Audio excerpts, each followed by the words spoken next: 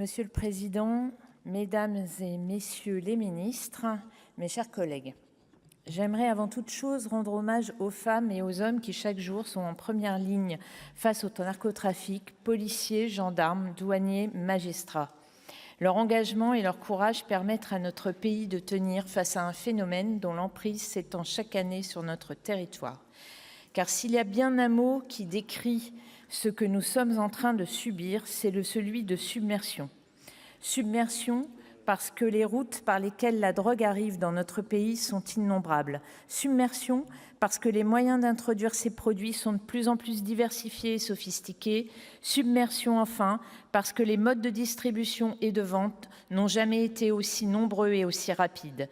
Le narcotrafic n'est plus cantonné aux grandes métropoles. Cela fait bien longtemps qu'il a gagné les villes moyennes, les petites communes et désormais les zones les plus rurales.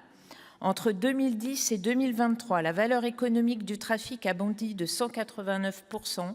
En 13 ans, nous sommes passés de 2,3 milliards d'euros à 6,8 milliards. Le trafic aujourd'hui s'infiltre partout. Source d'une violence décuplée, il se transforme sous l'effet d'une numérisation ou ubérisation qui illustre de façon glaçante la rationalité économique de ces réseaux criminels. Pourtant, nous nous sommes pleinement impliqués sur ces questions. Les travaux de la commission d'enquête sur le narcotrafic et la loi qui en sont issus est une success story du Sénat. Toutefois, sans vision stratégique d'ensemble pour la lutte contre les fraudes et le blanchiment, c'est un ensemble de travaux législatifs décousus et des structures encore trop souvent travaillées en silo. Nous l'avons dit lors des débats du 5 novembre dernier sur la proposition de loi structure économique face au risque du blanchiment, adoptée à l'unanimité, 5 textes parcellaires en moins de 6 mois, sans vraiment s'attaquer au fond du blanchiment, dans un mécano législatif, bouger un peu sans toucher à l'ensemble, surtout ne rien changer. Cette politique des petits pas législatifs n'est pas conforme aux besoins dans la lutte contre la fraude et la criminalité organisée. Les travaux de la commission d'enquête menée à l'initiative du groupe centriste sont sans appel. Il faut changer de méthode, instituer une culture nouvelle, celle d'une vision globale des infractions et une appréhension financière d'ensemble. Les trafiquants sont opportunistes, ne s'interdisent rien. Cessons de répéter qu'il faut frapper les criminels au portefeuille quand nous ne recouvrons que 2% des avoirs criminels. Oui, 2%. Comment être crédible quand la plateforme d'identification des avoirs criminels n'a même pas toutes les licences nécessaires pour accéder aux données essentielles? Comment être efficace quand au sein d'un même ministère, des services utilisent des outils de décryptage de la blockchain incompatibles entre eux, empêchant tout échange de données entre 2 étages d'un même bâtiment? Et ce soir, nous venons d'apprendre que le ministère de l'Intérieur a fait l'objet d'un piratage la semaine passée. C'est regrettable, mais heureusement, vos services, Monsieur le ministre, ont réussi à interpeller un suspect.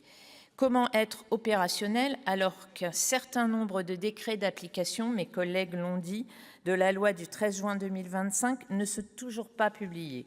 Il faut absolument renforcer, réarmer nos procédures de saisie et de confiscation.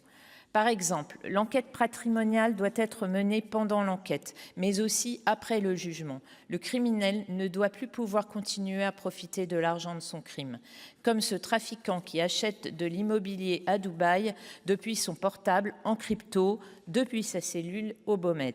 S'agissant des crypto-actifs, oui, 100% des dossiers de criminalité organisée comportent désormais l'usage de crypto-monnaies, totalement ou partiellement.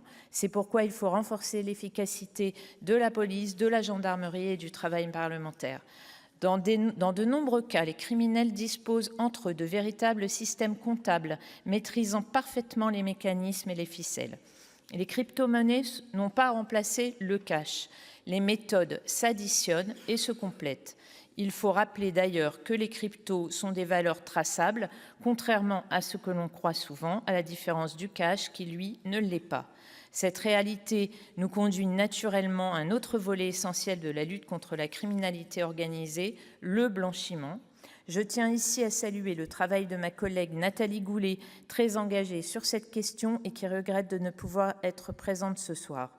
La proposition de loi adoptée le mois dernier vise précisément à la prévention des fraudes et en particulier la lutte contre les entreprises éphémères. Car la société éphémère, c'est le véritable cheval de Troie de la criminalité organisée, 20 à 25 milliards d'euros de fraude à la TVA chaque année et rien ne semble l'arrêter. On nous dit qu'il ne faut pas ralentir la création d'entreprises, ne pas entraver la liberté du commerce et que les délinquants changeront de méthode. Résultat, faute de définition claire des milliers d'entreprises créées chaque année n'ont pour seule vocation que le blanchiment, le carrousel de TVA, le dumping économique sur nos territoires ou la fraude aux URSSAF. Inutile de s'émouvoir devant la multiplication de certaines enseignes, kebab, barbier. Il faut au contraire une véritable acculturation aux mécanismes de blanchiment. Car blanchir est devenu un métier, un service. C'est pourquoi il faut s'attaquer aux acteurs du blanchiment et surtout mettre en place une politique d'ensemble avec les services, monsieur le ministre, pas avec les experts ou pseudo-experts, pas avec les multiples services de conformité qui se parlent entre eux en oubliant les hommes et les femmes de terrain. La délinquance financière ne constitue pas seulement une infraction économique, elle est devenue un levier stratégique du crime organisé, un facteur de fragilisation des institutions démocratiques et un puissant moteur de distorsion du modèle républicain. Cette guerre contre le narcotrafic et le blanchiment passe aussi par davantage de fermeté dans nos prisons. Trop longtemps, nous avons fermé les yeux sur les objets introduits illégalement en détention, téléphones portables, drones, projectiles, qui permettent à de nombreux trafiquants de continuer à diriger leur réseau depuis leurs cellules et même parfois de commanditer des assassinats. Cela passe par une lutte sans complaisance contre la corruption où est-ce qu'elle se niche, dans l'administration pénitentiaire, dans la sphère politique ou dans le secteur industriel. Et vous l'avez bien compris, monsieur le ministre de la Justice n'est plus présent, mais je tenais à adresser mes remerciements et à saluer la création des 2 prisons de haute sécurité, l'une à Condé-sur-Sarthe et l'autre à Vendin-le-Vieil. Enfin, il y a le rôle des maires, auxquels nous pouvons donner une feuille de route, car ils sont en première ligne. User du droit de préemption, car il y a des locaux vacants pouvant être utilisés pour ouvrir un commerce connu pour être un blanchisseur. Inscrire des contraintes dans les cahiers des charges des marchés, car par exemple l'interdiction de produits de contrefaçon. Et enfin, former les polices municipales pour repérer les changements d'affectation ou les commerces éphémères. Je vous propose, avec mes collègues du groupe Union centriste, d'adopter une position encore plus volontariste, avec le réveil et le sursaut liés au travail sur le narcotrafic pour l'étendre avec volonté et fermeté à l'ensemble de la criminalité organisée, en donnant de nouveaux moyens à nos services pour lutter contre le blanchiment, mère de tous les vices.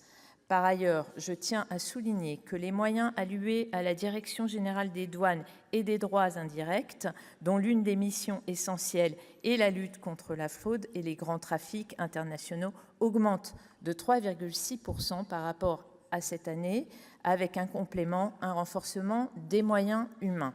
Ce signal doit être poursuivi et amplifié si nous voulons réellement nous donner les moyens de gagner face à ce fléau.